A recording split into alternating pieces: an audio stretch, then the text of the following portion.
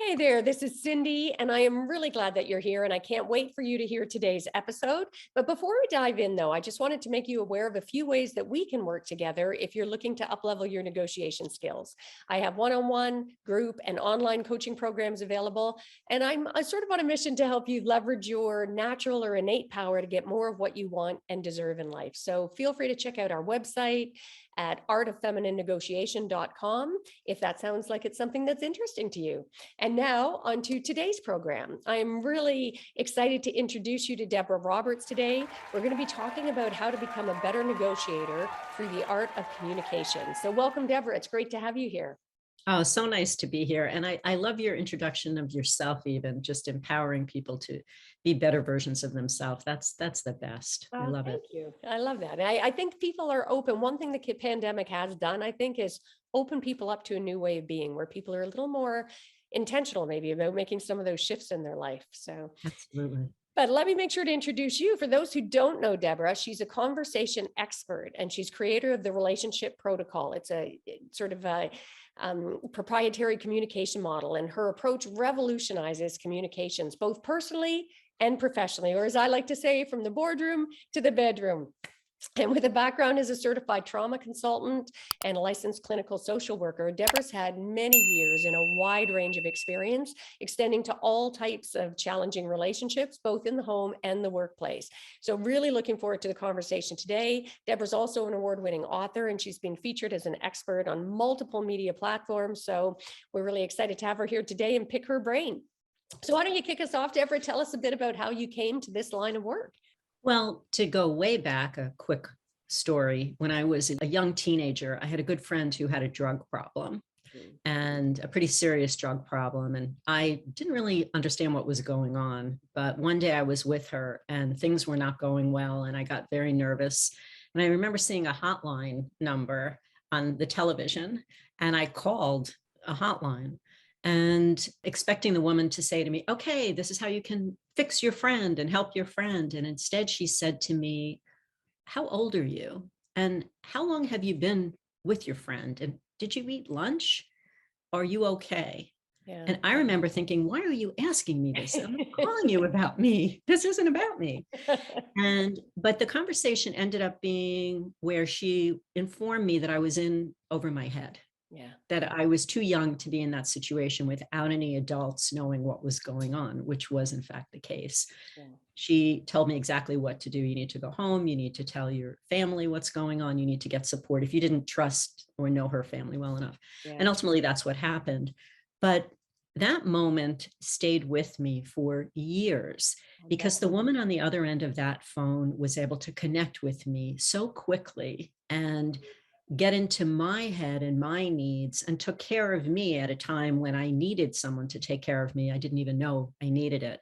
And I remember thinking, I want to be that person who can quickly assess what's going on in a situation and support someone or give them hope. She made me feel hopeful at a time when I was really lost and I was too young to fully understand. But ultimately, that led me to a career in social work. And I'm a licensed clinical social worker. I've had a private practice, worked as a consultant in many businesses, and trained in EMDR, which is a form of trauma therapy. And so I bring all of that combination together. I work a lot and have worked with primarily relationships and interactions, teaching people how to communicate, to have the best outcome. It's not even necessarily negotiations. It's not necessarily the way that I approach, but I can certainly go into that framework. Yeah. But in general, it's really how do we have conversations to get the best outcome, to get our needs met, to be a better listener, and how to prepare. I know you're big on preparation too. So yeah. I'm with you on that 100%. Well, it's interesting because I think we're actually saying the same thing in just different ways. Because one of the things I intentionally use the word negotiation to sort of shock people out of their complacency. Like my philosophy, at least, is that all of life is a negotiation, and those communications with your intimate partner, those communications with your kids and with your friends, they're all a form of negotiation, right? We're always trying to influence each other in some way and persuade each other and be open to that ideally. So I'm trying to get people to reframe how we look at negotiation so that you will come with more intention. So I love, when I heard about your approach, it got me very excited because I think it's it's a great marrying to recognize how we communicate, how we negotiate, how we navigate, our relationships. It's all about just bringing more intention to it. So I'm really Totally. excited about the Intention is- conversation. So why Yes. don't you tell us a little bit about your signature communication models? Sure. So it evolved through all of my work. I was teaching people how to be kind, how to speak with intention, to state your intentions up front, and how to demonstrate their commitment. And I kept repeating the same things over and over in all different settings, in all different types of relationships and interactions. I was just saying the same thing, only to find out that it was unique, apparently. So I did a lot of due diligence after 20 years of being told that. And I created the relationship protocol communication model. And it has two key elements. You must have these. Every healthy interaction, relationship, organization has these two key elements. And then the 4 steps are the actual how-tos. How do you have these conversations? How do you build trust? How do you deal with conflicts and confrontations? How do you initiate a conversation? A lot of it is similar to what you talk about, as you said, in different words, though, and different approach, perhaps, but we are saying the same things. I say from the boardroom to the kitchen table, by the way. Yeah. I love that. That's how close we are. That's so funny. It's true. And I meant safer. to tell you that. Bedroom gets people all, I get a lot of pushback about that one. So kitchen table is a much safer approach. I like that. I'll let you steal it. So good. Yeah. So what are those 2 key elements? So if you think about it, the first key element, which is a mandatory ingredient, is commitment. Mm, And commitment is how you show up. It can be a felt sense, Yeah. but it's also your behavior, your actions, how you treat someone, how you make the other person feel. It's making that connection where people around you know that they can count on you, that you're reliable, that I'm a simple gal here, that you have both feet in, essentially. And so what that means is that trust can grow. It's the essence of how trust grows. Yeah. But without commitment, you kind of got nothing. Yeah. And whether it's committing to an organization and how you show up, or committing to a relationship to your partner, they're going to be different. They're going to play out in different ways, but it's the same result. Yeah. So that's the first key ingredient. Do you want me to keep going, or you want to? Yeah, no, this is brilliant. And I love it. And again, it's amazing how parallel. I love your philosophy, Debra, and I could not agree more. I mean, one of the things I often talk about is, I call it the 5W model. And the first one is who, and it's, who do you want to show up as? Like, get intentional about that, right? Yeah. Who do you want to show up as in every conversation? When you wake up in the morning, when you walk through that door to the workplace, when you walk through that door at home, touch the door jamb and get intentional. Who do I want to be right now when I step over this threshold? I think it's so important to start getting more aware about that. So I'm loving this so far. So by all means. Well, and to just tag team with what you're saying, I just had this conversation this morning with someone about being present.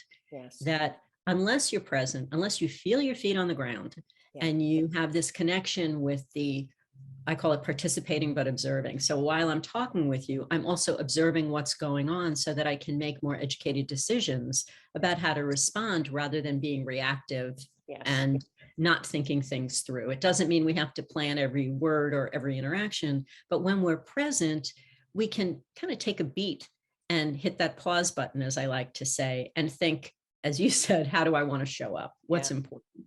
So the second key element is shifting your thinking to turning towards. If I'm interacting with you, I want to connect with you. So I want to connect with your experience as much as I want you to understand mine. If I go into an interaction and I'm distracted, I'm looking at my phone, or I'm annoyed at you, so I give myself permission to speak to you not in the nicest way, or I'm biased against you. It's everything from something small where there's a minor disconnect that I can say, oh, right, let me put my phone down. But in all of those scenarios, I'm turned away.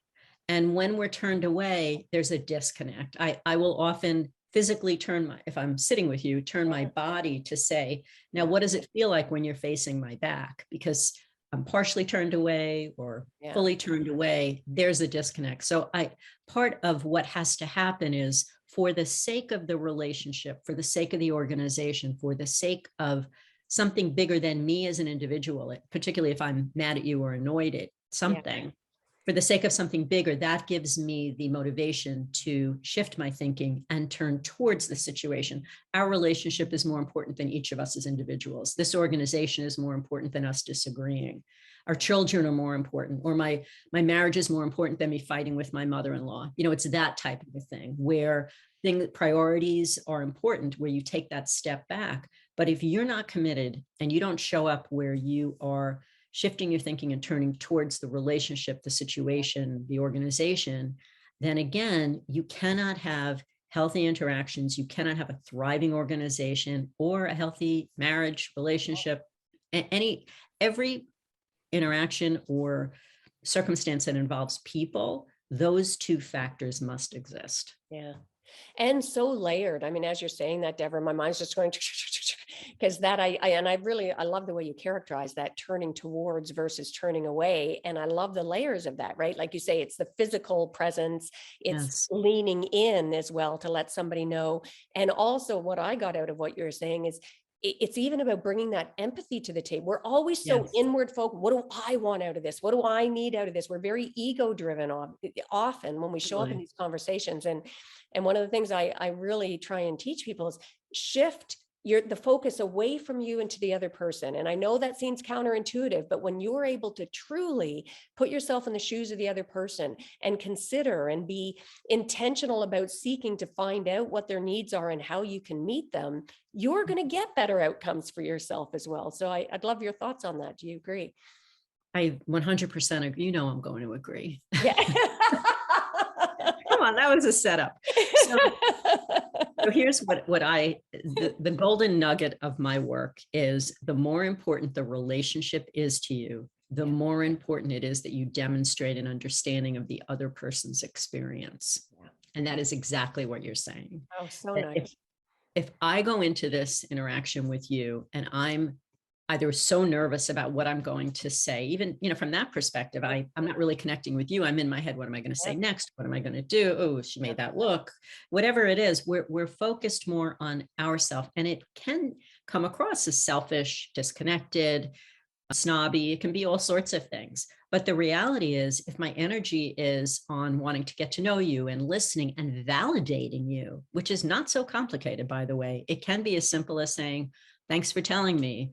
I hear what you're saying, or I'm not sure I agree, but I appreciate your point of view. We've now connected. That's all it takes. The other person doesn't want to know that you're in your own head planning, your next takedown or your comeback. Yeah. So that's a key part too. So connecting with the other person's experience is the golden nugget, I think.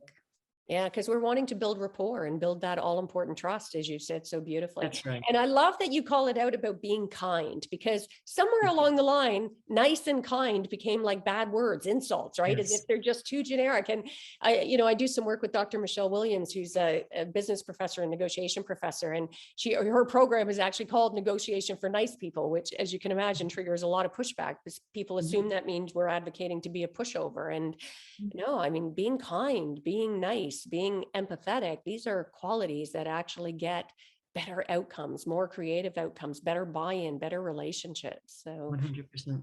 I love that your model. So tell us a bit about the 4 steps as well. This is great stuff. Okay. Well, and let me also put a little asterisk here.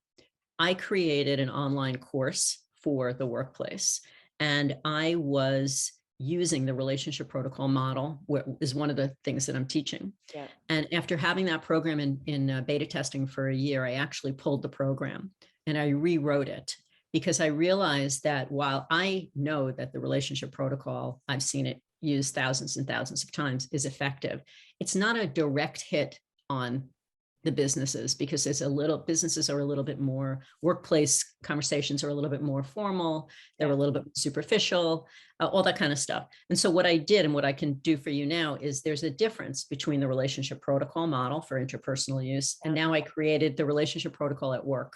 Nice. I didn't even realize I was doing it. Yeah. But it became like and so it's the same components. It's the same concepts: commitment, shifting your thinking and turning towards, because you have to do that in organizations as well as at the kitchen table. Absolutely. And so it starts with, how do you initiate a conversation?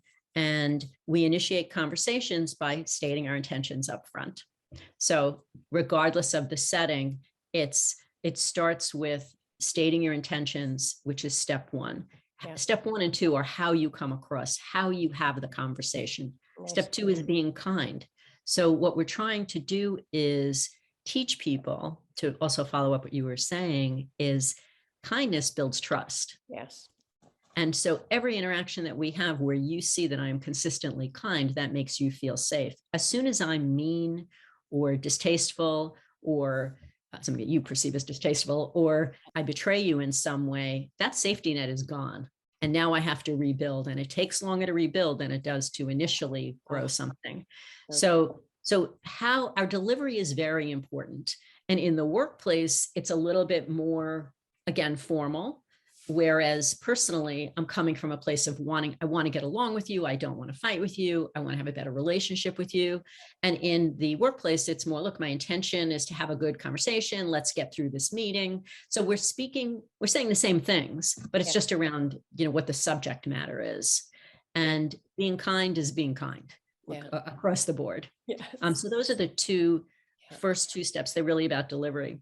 And then the next two steps. Just before you move on though, because I want to put a pin in something you said that really struck a chord with me, because when you talk about stating your intentions up front, and my gosh, there's such pushback to this. And maybe it's just because I was, as a lawyer for 30 years, but I'm trying to do a lot of work now with law firms and getting them, I call it practicing with purpose. I'm trying to get them to show up differently. Like, we are so conditioned. And as a lawyer for 30 years, not only is it the practice of law that conditions us that way, I find this in big business as well. And, even with trade, I did labor law for 30 years and social justice. So in collective bargaining between employer and union, everybody's holding their cards close to their chest. And they see that as that's going to be a big benefit to them in negotiations. And I disagree, because I'm with you. I think so. I'd love your insights on that. If you could just put a little bit of more of a pin in that idea about stating your intentions up front, because I suspect for a lot of our listeners, their knee-jerk reaction to me be, well, that'll put me at a disadvantage, right? I think if you know what your objective is, this is all about thinking things through. I never want you to go sit at any table with anybody in any location, kitchen or otherwise, where you haven't thought if something's important to you. I always say, if this is an important conversation or a hard conversation, don't be impulsive. Take a few minutes to think about what you want to say. And so it starts with, what are the takeaways that I want the other person to have and or that I need from this conversation? I have to think ahead of time, what's important to me? What are my priorities? And then how am I going to get that? If I walk in there with my cards close to my chest and I act suspicious, well, that doesn't make you trusting or want to do any kind of positive negotiating with me, because you're feeling just a disconnect. Yeah. But if I go in and I say, words like we and let's, and words that are more engaging, now we have a different conversation. Look, we may not agree. We may not even like each other. And I have to say, I am the person in my area that many lawyers would call when two business owners could not sit at the boardroom table. Yeah. And this is exactly what I would say to them. For the sake of this bigger picture, we need to figure out a way for the two of you to get along, because you have 100 employees out there who are going to drown if you don't get your act together and sit here with integrity and show up differently. A lot of it is how we show up and how we choose to show up. And I can get my point across, and I can be as big a pain in the neck as the next person, but I'm going to do it with where you're going to feel respected and you're going to feel heard. And if not, you're not going to want to negotiate with me in the most open way. And I need you to be open. I need you to feel somewhat trusting of me, so I can get you maybe even a little vulnerable if that's part of the conversation too. Yeah. Well, when you talk about respect, you're speaking my language. I grew up in a low rental apartment in a pretty tough neighborhood. My dad worked in a factory, but I got to tell you, from a really young age, Debra, I just remember always him drilling into us as kids, everyone deserves to be treated with dignity and respect, right? And he was a tough kind of union negotiator, but his grounding rule was, it doesn't matter if you're the janitor or the brain surgeon, both jobs are equally important, because one can't do their job without the other. And it's about respecting each other and always giving 100%. So definitely speaking my language. And thanks for that, digging in on that idea. I think I am so glad you put a pin in that for us. And I know I cut you off. You were talking about your steps and giving us your first two. So carry on. No, because you know what you just said about your dad leads me to tell you about my mom. Nice.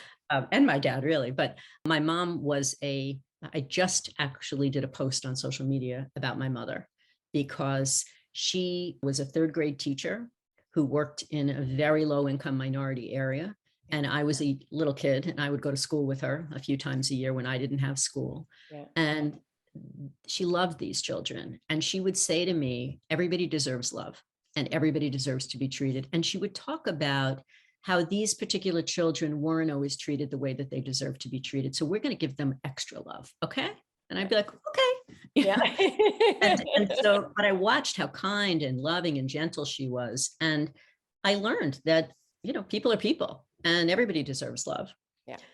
And then years later, and actually I realized that my parents influenced me so much with my model because years later, when I was graduating from college, my parents came up for my graduation and my father shared that he had lost his job. And the story goes that he was a national sales manager for a company where he used to be a salesperson. And they wanted him to be a slave driver to the salesman. And he said, they're doing great work. I'm leading them with respect. Yeah. And with whatever words he used, I'm sure it wasn't kindness, but yeah. I know how to sell and they know how to sell. They've been here. We've all been working for you for a long time. And a big company came in, took over, demanded that he do certain things. He refused and he lost his job. Wow. So because he refused to see them as numbers and he refused to treat them with disrespect. And when I look back on that, fast forward, that's exactly what I'm teaching. That, it is about relationships. And to your point, what you said earlier, since COVID, my background, having a mental health background and understanding trauma and doing business consulting, now it's respected. And people really see that this program that I'm offering, I'm going to teach you how to communicate on a very basic level and how to increase your self-awareness and then how to cope. Yeah. You put those three things together, you have a whole different quality of an organization and of human beings. Whereas before they were, she has a, it seemed too woo-woo, right? Like, not a priority. I'm like the most practical, logical person. Okay, so onward. So the other let me just say, I love your parents. My gosh, what great modeling! So beautiful.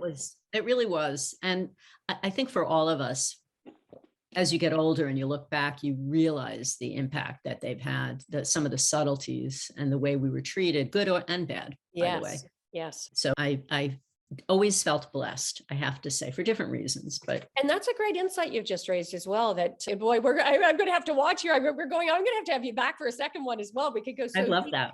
But that idea about the good and the bad, I think just raising your own awareness about the influences in your life, because our environment is so important. And if you grew up in an environment where you did not get that modeling about being kind and treating people with dignity and respect, some of this may seem really foreign and there may be a lot of resistance. So recognizing that, I'm so glad you raised that and talked about the elephant in the room there for a moment. I think such an important point, Debra, right? For people to really think with intention about, what is my go-to? What's my default knee-jerk reaction? And that's great. Does that serve me? I think that's so beautiful.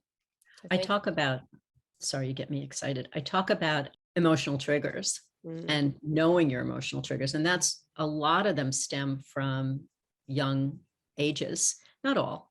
But if you're sitting in a conversation with someone and you have a reaction and you can feel your skin crawling, you can, the lump in your throat, your stomach's getting, in knots, or your breathing changes. When you have a physical reaction, that means it's old. And that means you need to take a breath before you open your mouth. Such good advice. You've been triggered in some way by the way you're being spoken to, by the tone of the person, by the topic that you're talking about, or maybe it's warm in the room and somehow that sensory overload is reminiscent of another time when you were stuck in a place and it was warm and now you're having panic. Whatever it is, that's why we have to be present, because if we can be present, we will notice those nuances, like, wow, I'm getting really tense, or this person's really ticking me off. But sometimes it's got nothing to do with the conversation in front of you and everything to do with your history, things that hurt us in the past. No one's ever going to disrespect me again. I always give the example of road rage. If someone cuts you off, for the most part, you're reacting because nobody likes getting cut off. Yeah. But the reaction when it's so over the top, usually with those people that I've worked with, it's I was being disrespected. Yes. And Yeah. I'll say, did they know you? Do you know whether it was a male or a female who Yeah. disrespected you? And how did they disrespect you? They were a careless driver. They were obnoxious. They would tick me off. But if it disrespected you, that tells you it's old. That's just one example of it's an irrational response to something. So before we react, when we don't know what our history, how it has affected us and the kinds of things that affect us, we will react. Yeah. And that's our job, is to know where we get stuck and where we feel trapped and where we can get more heightened emotionally. Yeah. And the pause, such great advice, right? And it's so simple, and yet we don't do it. But it's the power of the pause. If the second you feel, as you say, that triggering, or recognize, raise your awareness level, taking that pause, and in that moment, going back to what you said about being intentional about who you want to show up as. That's right. Like, what a powerful combination that is. So beautiful. Yeah. All right. So now, sir, I keep diverting you everywhere here, and you're so beautifully navigating that. So back to you, I guess your last 2 steps is where we were at, if I recall. Diverting myself too here. Yes. So the last 2 steps have more to do with conflict resolution and building trust. And it's about owning your part and giving the benefit of the doubt. So I'll give you 2 different examples of the personal version versus how I decided to teach it in the organizational version. So in the personal version, owning your part is I'll never do anything to intentionally hurt you. Mm-hmm. So if you and I are having a conversation and I notice that you're getting upset and I say, hey, Cindy, what's going on? Why are you getting upset? And you tell me, a lot of times we don't want to really hear what the person's saying. Yeah. We don't agree with them. It's annoying. They're annoying. And we get defensive. We ignore it. But if we simply would say, hey, I didn't mean it the way you heard it, or I'm sorry that I hurt your feelings. That really wasn't what I was setting out to do. That wasn't my intention. If I own my part and I'm genuine, not scripted, genuinely owning my part because I'm committed and I'm turning towards and I'm kind and I'm stating my intentions because of all of those reasons, so for all of the relationship protocol, that's how I kind of explain it. I own my part. And then you give me the benefit of the doubt, which is step 4, that I mean it and that we can move on from that. Nice. In the organizational view, I changed it to an 8-lesson course. And the last one actually is a masterclass about coping skills and wellness. But when I was doing the owning your part, I had to think, how do I get these people to buy into this? Because by saying I'll never do anything to intentionally hurt you, that's not language they use in business. Like, I'm so sorry I showed up at the board meeting, like they don't talk like that. But what they do understand is accountability and ownership. Yeah. So that lesson, I start by giving a definition of accountability, and then I give a definition of ownership. And I explain that in order for the other person to accept your acknowledgement of wrongdoing or a mistake or whatever took place, you have to demonstrate accountability and ownership. You have to own your part. And here's how we do it. That wasn't my intention. I'm sorry, that wasn't my intention. You might be right. Yeah. There are 2 very different approaches, but we're saying the same thing, that we need to own our part in order for the other person to be able to accept and move on. And then step 4 is give the benefit of the doubt, but it's also, can we move on? Can we let this go? It's a little bit more, because we don't have to, go through all the intensity or depth that we do in a personal relationship. Yeah. So good. I love that model. I think, again, philosophies that I agree with across the board. And share with us, what are some of the benefits of improved communication generally? I think when we work in this, we sort of take it for granted sometimes, but for our listeners out there who maybe aren't convinced about why it's important for them to master this, I'd love your feedback on that. I could talk about this all day, so that's a loaded question. Give us the highlights then, Nicole's notes version. I'll try really hard. The highlights are that when we can express ourselves with ease, we get to have our needs met, we get to resolve conflicts, and we can improve the quality of our life and have much less stress in our lives and in our organizations. So if I can, instead of having something building up inside of me or feeling ill-equipped, because I don't know what to say, how to say it, or I'm afraid that if I do say something, you're going to react. So I say nothing. That offers our relationship nothing. Yeah. I'm seen as weak. I start to disconnect. You get annoyed at me. You can see how things just build. Whereas if I know how to communicate with you and I feel more equipped because you've used the relationship protocol or you've gone to Cindy as a coach, you know, whatever it is, when we learn how to be an effective communicator, there's a bounce in our step. We show up with confidence. We get our needs met. What's better than that? And we're modeling something for our family. And I'll add one more thing that I am amazed by. We are not taught, what I teach are really the how-tos. How do you have a conversation? Nobody teaches that. It's just, this is a model. Nobody does. And when I was sitting in my private practice and doing all this work for years, people would say to me, you know, wow, that's so helpful. And I would think, yeah, everybody teaches this. Everybody teaches this. And people would say to me, no, nobody's teaching this. Yeah. Yes. And when I took a step back and I realized that, I thought, not only are other clinicians and school districts and families not teaching this, but there's an expectation that because we're an adult now, we know how to communicate. Yeah, absolutely. And so we get mad at someone for not knowing, why didn't you ask me what I thought of that situation? It's like, they didn't know to ask you. They didn't know how to ask you. They didn't think it was important to you. So having effective communication in your life is transformational. And that's why I'm doing what I'm doing, to get this mission out in the world. I'm a social worker at heart. I want the world to be a kinder, more peaceful place where we can talk about our differences and people can feel that sense of belonging in their organizations. And I want this to be my legacy, that I make a mark showing people that communication, it's not that complicated. It's a practical thing when you really break it down.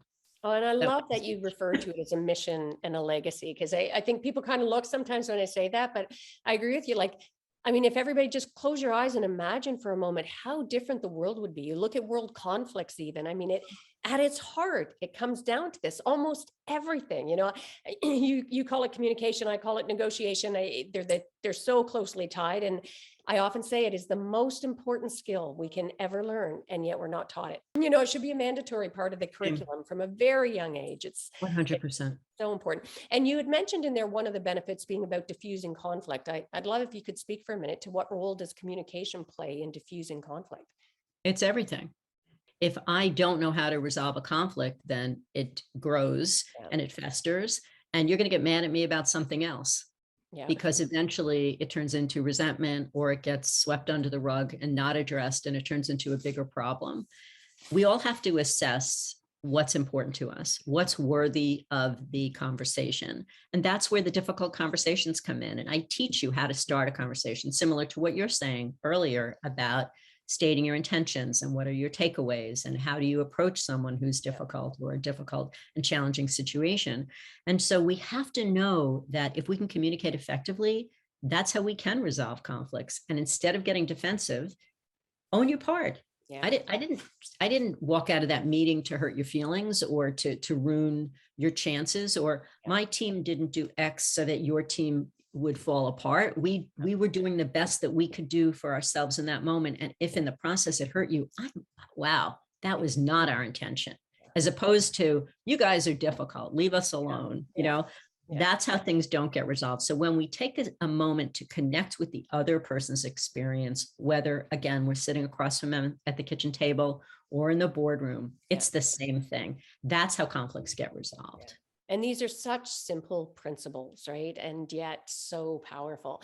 And as you were saying that, I thought it, even in personal, my son will probably kill me for sharing this, but we had a situation through COVID, and my one son ended up in the hospital for an extended period, and he felt so out of control. And of course, and he was very combative, right? I mean, he just felt it was our fault that he was there, and it was not a great experience. And at first we get into that defensive mode, right? Where we're trying to defend ourselves, and just, if I could just explain it to him, then he would understand. And then all of a sudden I thought, oh my God, you're not practicing what you preach. And the next time I showed up the next day at that hospital and just said, I can only imagine, I can't imagine what this experience has been like for you. So I just want to listen. I'm just here to listen today. Tell me what your experience is. And at first there was that lack of trust about it, but oh my gosh, Deborah, there was like, you could literally see a physical softening as the conversation went on. And sometimes we just need to be heard and seen and know that we matter. It can be such a powerful shift in the communications, both personally and professionally, as you say.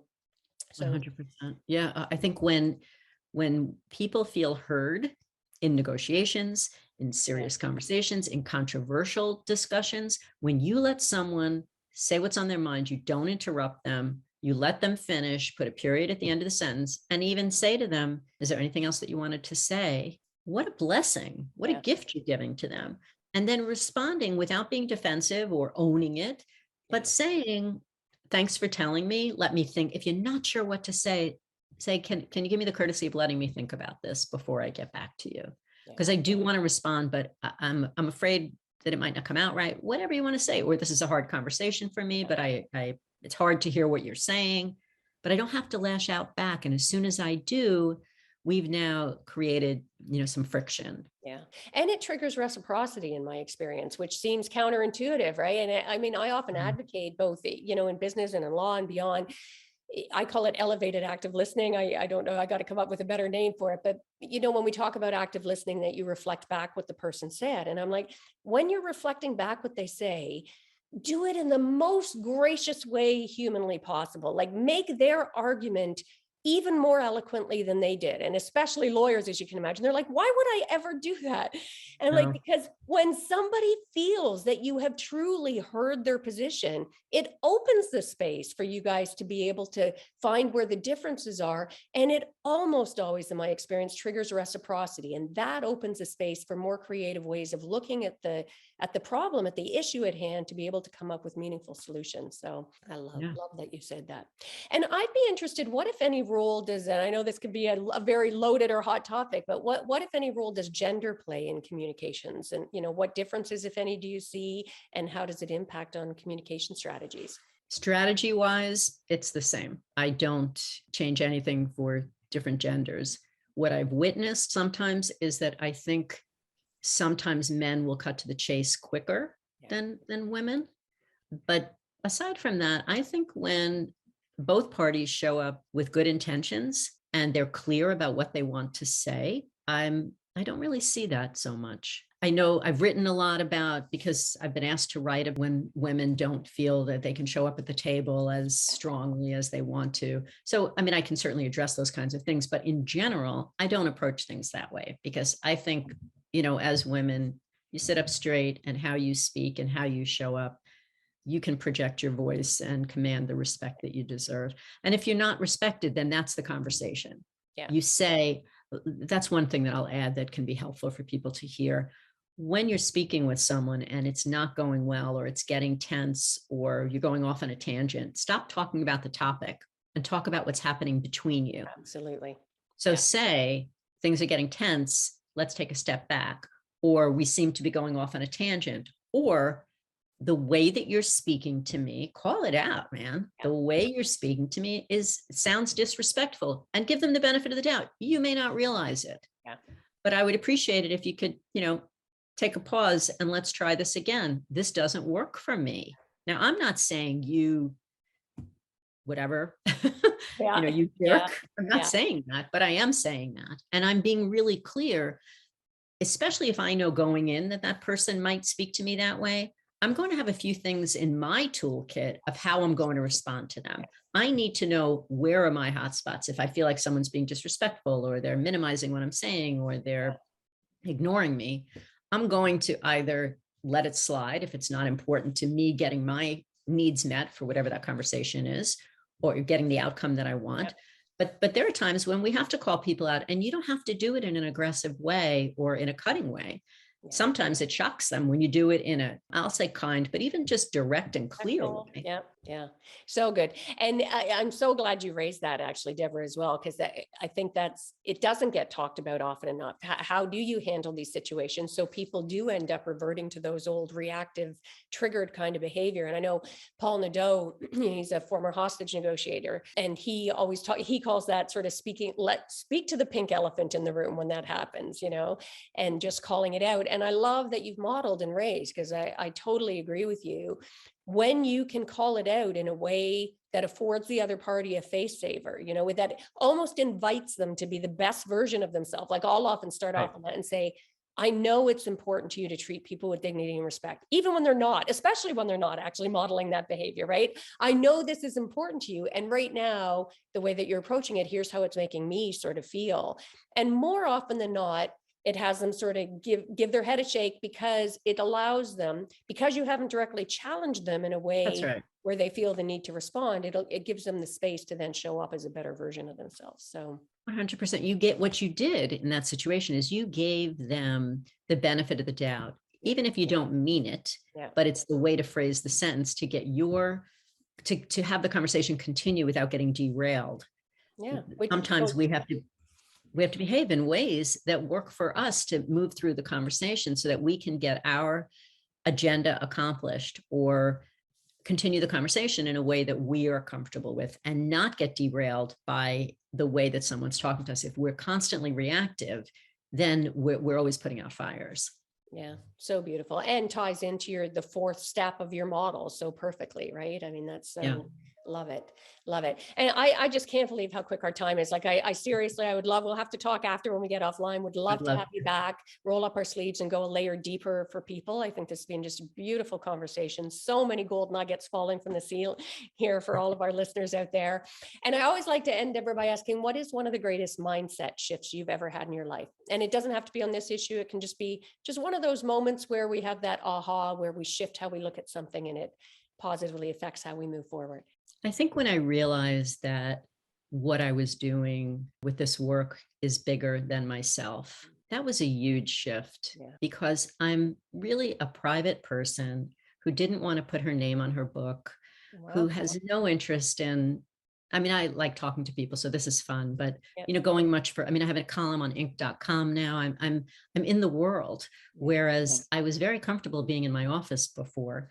But the notion that something I'm doing can really make a difference and seeing it making a difference in thousands of lives and organizations, that's been a huge mindset shift for me. And how can I serve on a deeper level is something that is how I approach my work, because that gives me the bounce in my step to appreciate what I'm doing. And it really is about service. I'm adding value. And I know that when people connect with what I'm talking about, that quickly it can change their life. And I want everybody to feel hopeful that they can show up differently and feel more confident in how they come across.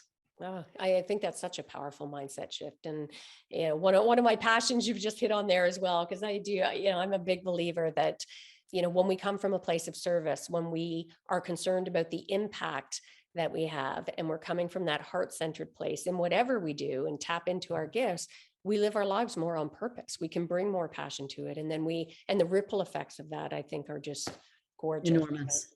Yeah. Yeah.